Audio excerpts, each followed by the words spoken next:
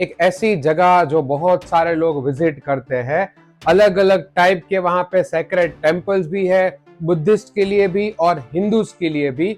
हम लोग बात कर रहे हैं काठमांडू की। अगर आपको माउंट एवरेस्ट भी क्लाइम करना है तो भी आपको वही जाना पड़ेगा। अब काठमांडू में कौन से टाइप के लोग रहते हैं, वहां का कल्चर क्या है, what kind of things you will get over there, what kind of cultures people follow over there, आइए जानते हैं आज के इस वीडियो में।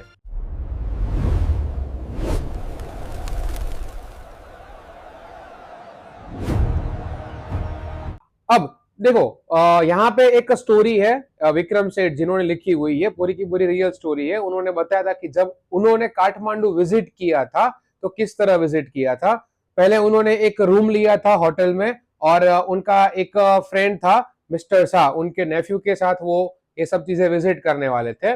उन्होंने पहले क्या डिसाइड किया कि वो दो सेक्रेड टेम्पल विजिट करेंगे। एक विजिट करेंगे पशुपतिनाथ मंदिर, जो हम सबको पता है कि जो किसके लिए सेक्रेड है। सेक्रेड का मीनिंग होता है पवित्र, जो हिंदूज के लिए बहुत पवित्र है। और दूसरा है वो है बोधना स्तूपा, जो बुद्धिस्ट के लिए बहुत ज्यादा फेमस है। ये दोनों के दोनों टेम्पल वो विजिट करने वाले हैं। अब हम सबको पता है, अगर आपको बताना हो तो Kathmandu it is situated in Nepal and it is the capital city of Nepal.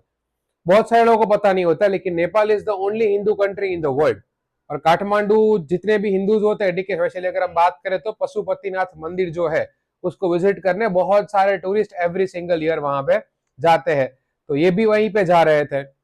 अब आपने एक चीज नोट की हो तो, जब भी आप कोई बहुत फेमस टेम्पल के बाहर जाओगे ना, तो वहां का एटमोस्फियर जो होगा ना वो बहुत ज्यादा क्योटिक होगा। क्योटिक का मीनिंग बहुत ज्यादा चहल पहल होगी। बाहर जो हॉकर्स होते हैं, मतलब जो चीजें बेचने वाले होते हैं, वो अपने वेट्स मतलब अपनी प्राइस है वो शाउट आउट करते रहते हैं, सब बेचने वाले। बाकी फ्रूट सेलर्स होते हैं, वो सब लोग होते हैं। उसके अलावा एनिमल्स कभी कभी देखने मिल जाएंगे, मंकीज देखने मिल जाएंगे। ये सारी की सारी चीजें आपको वहां देखने मिल जाएगी। रियल में हम टेम्पल में जाते क्यों है? To have a peace of mind. But कभी मिलता है? नहीं मिलता है। क्यों? बिकॉज एक केओटिक एनवायरमेंट सबको सबसे ज्यादा देखने मिलेगा। बिकॉज उनको भी एक टूरिस्ट प्लेस बना देंगे लोग। जैसे पशुपतिनाथ टेम्पल जो है वो बहुत टाइम पहले तो बहुत ज्यादा ही डर्टी हुआ करता था, बट अभी तो अगर आप जाओगे तो it will be really clean. और वो भी बट एक टूरिस्ट प्लेस जैसा ही बन चुका है, लोग वहां पे इसीलिए जाते हैं। अब राइटर भी गए थे, उन्होंने भी देखा वहां पे कि वही same to same chaotic situation है, बहुत सारे लोग वहां पे है। अब टेम्पल के एग्जैक्ट बाहर लिखा हुआ है कि एंट्रेंस फॉर हिंदूज ओनली, कि सिर्फ कौन जा सकता है वहां पे, सिर्फ और सिर्फ हिंदूज जा सकते हैं और कोई नहीं जा सकते हैं। अब इसमें ऐसा कुछ नहीं है कि ऐसा क्यों रखा हुआ है। जो भी लोग अपना रिलीजन प्रॉपरली फॉलो करते हैं, आपने को पता ही होगा। जैसे देखो, इसराइल में जेरूसलम में एक पर्टिकुलर जगह है जहां पे ज्यूज लोग अपना प्रीचिंग करते हैं, तो वहां पे सिर्फ ज्यूज को जाने मिलता है। वेटिकन सिटी के बारे में सुना होगा आपने, जहां पे पॉप रहते हैं, ठीक है, तो वो भी सिर्फ और सिर्फ क्रिश्चियंस को जाने मिलेगा। मक्का मदीना है तो वो सिर्फ मुस्लिम्स जा सकते हैं। तो वैसे ही यहाँ पे सिर्फ हिंदूज को अलाउड है। अब दो वेस्टर्नर्स जो होते हैं, मतलब वेस्टर्न कंट्रीज के दो लोग, अब वो क्या है कि सैफरन कलर का कपड़ा पहन के वो अंदर जाने की ट्राई कर रहे हैं। बट समहाउ जो सिक्योरिटी गार्ड था उन्होंने पकड़ लिया और उनको साइन दिखाई कि देखो वहां पे क्या लिखा हुआ है, एंट्रेंस फॉर हिंदूज ओनली, कि सिर्फ हिंदूज ही अंदर जा सकते हैं, बाकी कोई अंदर नहीं जा सकते हैं। कन्विंस करने की बहुत ट्राई कर रहे थे बट माने नहीं। फिर वो जैसे ही अंदर जाते हैं ऑथर, ठीक है, नेपाल की जो रॉयल क्वीन है वो वहां पे आती है। आपको पता है कि नेपाल है वो मोनार्की थी, अभी तो आपको पता है कि what kind of things happened over there. तो वो उसकी रॉयल क्वीन वहां पे आती है, सब लोग उसको ऐसे बो करते हैं। अब उसके अलावा वो सब चीजें जो मैंने आपको पहले ही बताई कि बहुत ही केओटिक सिचुएशन। फिर होता क्या है कि जो मंकीज है वो यहाँ से वहां कूद रहे सब कर रहे हैं। और वहां की एक रिवर जो होली रिवर मानते हैं वो लोग, बगमती। जैसे हमारे यहाँ पे आपको पता है कि इंडिया में गंगा रिवर है, उनको हम लोग बहुत ज्यादा सेक्रेड मानते हैं। तो वहां पे वैसे ही होली रिवर किसको मानते हैं वो लोग? बगमती को मानते हैं। कुछ कुछ जगह पे आपने देखा होगा कि जो डिवोटीज होते हैं, मतलब भक्त लोग, वो क्या करते हैं कि वो फ्लावर से वो रिवर में बहाते हैं, जो एक्चुअली आपको पता है कि नहीं करना चाहिए, बट करते हैं लोग। उसके बाद कुछ लोग है वो वहां पे corpse is being cremated on its bank, ऐसा वर्ड यूज किया है।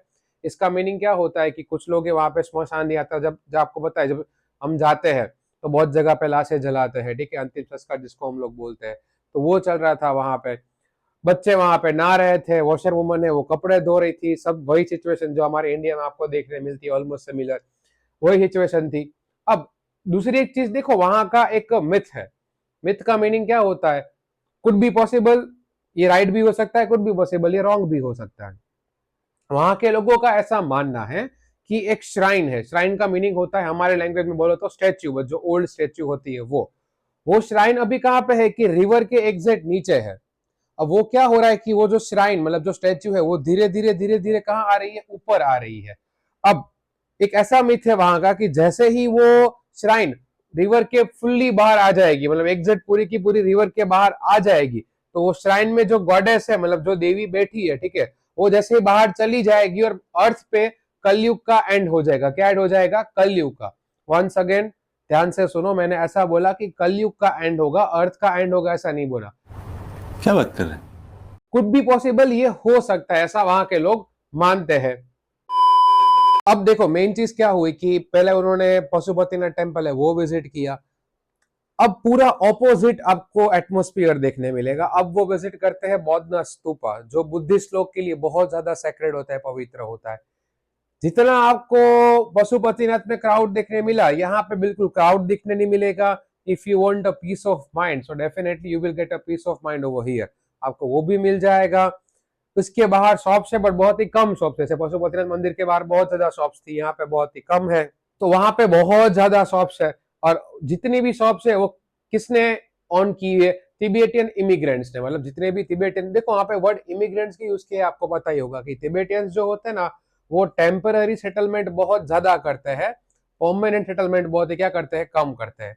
मतलब जब भी कोई सीजन आएगा, जैसे आपको एग्जाम्पल पता ही होगा कि बड़े बड़े मेट्रो सिटी में जो तिबेटियन मार्केट लगता है, तो वो लोग क्या करेंगे? 4-5 मंथ्स के लिए वहां पे रहेंगे, ठीक है, जो जैकेट्स है, स्वेटर्स है, वो सब चीजें है, उसको सेल आउट करेंगे, फिर वो चले जाते हैं वहां से। तो ये सारी की सारी शॉप्स है बौद्ध स्तूपा के बाहर, वो किसकी थी? तिबेटियन इमिग्रेंट्स की थी। तो वो सब चीजें वहां पे देखते हैं। फिर उन्होंने वही बोला कि आपको तिबेटियन बेल्ट है, उसके बाद उसकी प्रिंट के सब क्लोथ्स है, वो अगर आपको चाहिए तो आप यहाँ से परचेस कर सकते हो।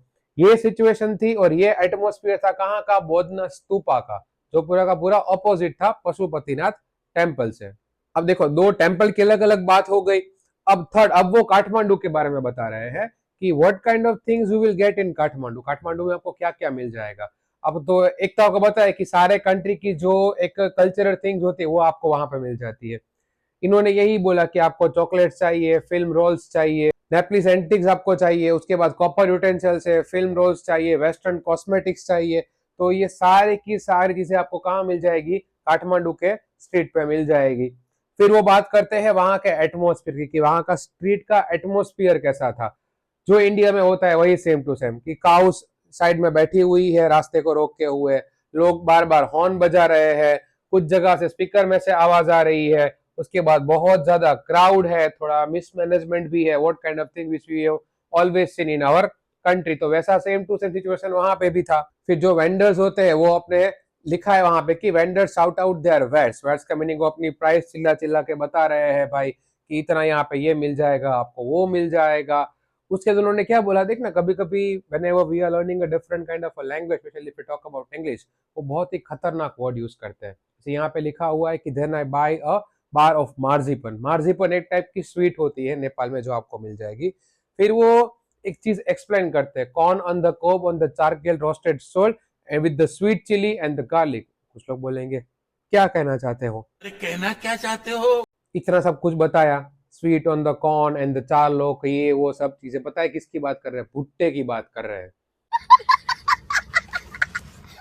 आपने देखा हो कभी कभी हम लोग जो एक्सपेंसिव एस्थेटिक कैफे में जाते हैं, तो होता क्या है, कभी कभी जब आप मेन्यू देखोगे ना, आपको लगेगा यार इसमें क्या ही होगा, कितना सब कुछ। आपको एक पर्टिकुलर पर्सन आएगा, आपको बोलेगा कि sir we stock this particular stuff in the with the roasted potato, ये वो। इनडायरेक्टली कहना ये होता है कि मैं सब्जी लेके आ रहा हूँ। समझ रहे हो? समझ रहे हो आप? समझ रहे हो ना? But the way they represent, इसमें जितना भी सब कुछ लिखा है, लेकिन रियल में इसका मीनिंग क्या था? भुट्टे की बात कर रहे हैं जो हम लोग खाते हैं। उन्होंने वो खाया, फिर ऑरेंज ड्रिंक पिया, उसके बाद कोका कोला पिया। मतलब मस्त खाना पीना हो गया, कोई टेंशन था नहीं, यहाँ तक सब नाइटर का अच्छा चल रहा था। फिर देखो वो एक जगह पे बैठे हुए थे साइड में, फिर उन्होंने सोचा कि यार मैं क्या करूं, मैं कौन सा रूट घर जाने के लिए वापस लूं। कभी कभी पता ना, हम लोग कहीं जाते तो हम क्या सोचते हैं कि अब यार यहाँ तक आए हैं तो फिर आगे जाके ही आते हैं। तो ये भी सेम चीज सोच रहे थे। फिर उसको पता चला कि नहीं नहीं, ये तो बहुत ज्यादा लॉन्ग हो जाएगा। देखो एक्चुअली उनको कौन सा रूट लेना था मैं आपको बता रहा हूँ। उन्होंने सोचा कि पहले मैं पटना जाऊंगा, पटना से मैं गंगा जाऊंगा, गंगा से इलाहाबाद जाऊंगा, इलाहाबाद से मैं बनारस जाऊंगा, बनारस से यमुना, यमुना से आगरा और आगरा से दिल्ली। सोच लो इतना लंबा रूट, मैं वापस बोल रहा हूँ, सोच के रखा था। फिर उसको खुद पता चल गया कि हाँ यार बात तो सही है, ठीक है, इतना लंबा रूट पॉसिबल नहीं है। फिर उनको पता चल गया कि भाई बहुत ज्यादा घूम रहे थे कि इतना बड़ा रूट तो पॉसिबल नहीं है। फिर कुछ नहीं किया, सोचा और सोच को थोड़ा साइड में रख दिया। नेपाल एयरलाइन से वहां पे गए और दिल्ली की डायरेक्ट टिकट है वो ले ली उन्होंने। अब जब वो वापस आ रहे थे तो एक स्क्वायर पे खड़े हुए थे। आपको पता है ना, कब कुछ कुछ जगह में सिटी स्क्वायर जो होते हैं, जिसको हम लोग डाउनटाउन भी बोलते हैं, जो मेन एरिया होता है, वहां पे साइड में बैठे बैठे वो क्या कर रहे थे, एक पर्टिकुलर फ्रूट सेलर था उसको नोट कर रहे थे। देखना वैसे रेगुलर लाइफ में हमारे पास इतना टाइम नहीं होता है कि हम चीजों को नोट करें, और जब भी हम कहीं घूमने जाते हैं बाहर तब हमारे पास टाइम होता है to note down the different kind of things. तो वो आराम से बैठे हुए थे और एक फ्रूट सेलर था, उसको फ्रूट सेलर को वो कब से नोट कर रहे थे। बाकी सब वेंडर्स जो होते हैं, आपको बताया, आप कोई भी मार्केट में जाओगे क्या होगा कि वेंडर्स आपके पास आएंगे चीजें बेचने के लिए, बोले भैया ये ले लो, बहन जी ये ले लो, वो ले लो, आपको बताएंगे, आप वो प्राइस कम करने के लिए बोलेंगे, सब बोलेंगे। ये फ्रूट सेलर पूरा का पूरा अलग था। ये अपने जो वैट्स मतलब प्राइस है वो चिल्ला भी नहीं रहा था, शांति से साइड में खड़ा था। अब इन्होंने जो फ्रूट सेलर है, जो पूरी फ्रूट्स रखी हुई थी वो एक बाम्बू स्टिक में, उसको कंपेयर किया with the quills of a porcupine. अब कुछ लोग बोलेंगे इसका मतलब क्या होता है, बता रहा हूं। आपने कभी किसी फ्रूट सेलर को देखा हो, देखना एक प्रॉपरली सीधी बाम्बू स्टिक होती है, उसमें क्या होगा, ऐसे ऐसे प्रॉपरली अलग अलग टाइप की फ्रूट्स रखी हुई होती है।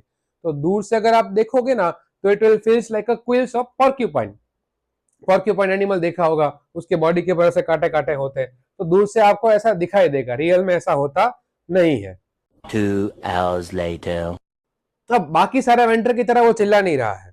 वो क्या कर रहा है, वहां पे बाम्बू स्टिक में रखी हुई है, अगर कोई आएगा तो नीचे उतारेगा, फ्लूट बजा के सुनाएगा, अगर लेनी है तो लो, वरना कोई फर्क नहीं पड़ता। आपको पता ही होगा शॉपकीपर्स दो टाइप के होते हैं, एक बहुत ज्यादा एंथुसियास्टिक होता है, बोले कोई आएगा तो आपको सब बताएंगे, बोले ये वो। दूसरा कैसा होता है, बोले हाँ ये है तो लेना है तो ले लो। तो ये इतना इंटरेस्ट नहीं ले रहा था। फिर थोड़ी देर क्या होगा, ये बाजू वाली शॉप में जाएगा, उससे बात करेगा, फिर इसके पास जाएगा, उससे बात करेगा। ये सब देख के देखना आपको कभी कभी आइडिया आता है कि that particular person is doing the same thing from the past so many years. पता है ना, जो लोग छोटा मोटा बिजनेस करते हैं उनका हर रोज का लाइफ का एक फिक्स होता है। अबे जल्दी बोल, कल सुबह पनवेल निकलना है। सुबह अपनी दुकान ओपन करेंगे, चाय वाय पियेंगे, फिर थोड़ी देर बिजनेस करेंगे, फिर बाजू वाले को थोड़ी देर मिल के आएंगे, फिर यहाँ मिल के आएंगे, बिकॉज एक दूसरे को सब लोग जानते होते हैं। तो वो फ्रूट सेलर को देख के उनको ये सब लग रहा था कि ये द सेम लाइफ बहुत सारे सालों से जी रहा है। फिर वो बात करते हैं कि जो फ्रूट्स है वो सिर्फ और सिर्फ इंडिया में नहीं होती। देखना कोई भी टाइप का क्लासिकल म्यूजिक अगर आप देख लो कोई भी कंट्री का, तो you will see a different kind of fruits. आपको अलग अलग टाइप की फ्रूट्स है वो देखने मिल जाएगी। अब देखो अलग अलग टाइप की फ्रूट्स बताएंगे वो, द रीड ने आएगी, फिर जापानीज कल्चर में देखो तो शाकुहाची करके एक आती है फ्रूट, वो आएगी। फिर अमेरिकन कल्चर में अगर देखो तो ब्रीदी फ्रूट्स ऑफ साउथ अमेरिका वो आपको देखने मिल जाएगा। फिर द रीड ने करके भी एक फ्रूट आती है। फिर हमारे यहाँ पे हम लोग जो बांसुरी बजाते हैं वो आती है। फिर द रिकॉर्डर भी होती है, और उसके बाद आती है चाइनीज फ्लूट। मतलब इनडायरेक्टली कहना ये चाह रहे हैं कि ऑलमोस्ट जितने भी कल्चर्स होते हैं सारे कल्चर्स में आपको अलग अलग टाइप की फ्लूट्स है वो देखने मिल जाती है। उसके बाद जब भी हम फ्लूट बजाते आपको बताए कि जो हमारी फिंगरिंग है वो एकदम प्रॉपर होनी चाहिए, और जब ब्रीथ करते होते हैं ना पहले ब्रीथ आउट कर देना होता है, उसके बाद फ्लूट बजानी होती है। क्योंकि जब बजा रहे हो और ब्रीथ आउट कर दिया और कोई जो 7 या जितने भी होल्स होते हैं उसको अगर दबा दिया ऐसे, तो सारा मामला क्या हो जाएगा, खराब हो जाएगा। ये अच्छा ये अच्छा ये समझाना चाह रहे हैं।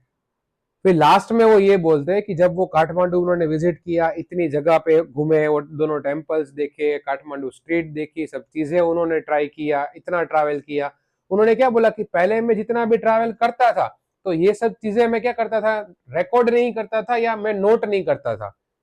देखना जितना ज्यादा आप ट्रैवल करोगे ना तो क्या होगा कि आप चीजों को नोट करना सीख जाओगे।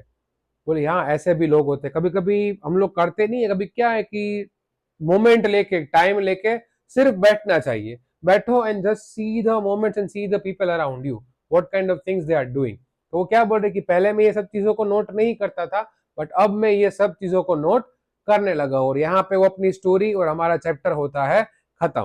तो क्या नाचो मैं तो ये सिंपल सा एक चैप्टर था, काठमांडू कौन से टाइप के लोग होते हैं, कल्चर कैसा होता है, क्या क्या चीजें घूमने लायक है, सब कुछ मैंने आपको बता दिया है। स्टिल कोई भी डाउट हो तो you know what to do, comment section is your.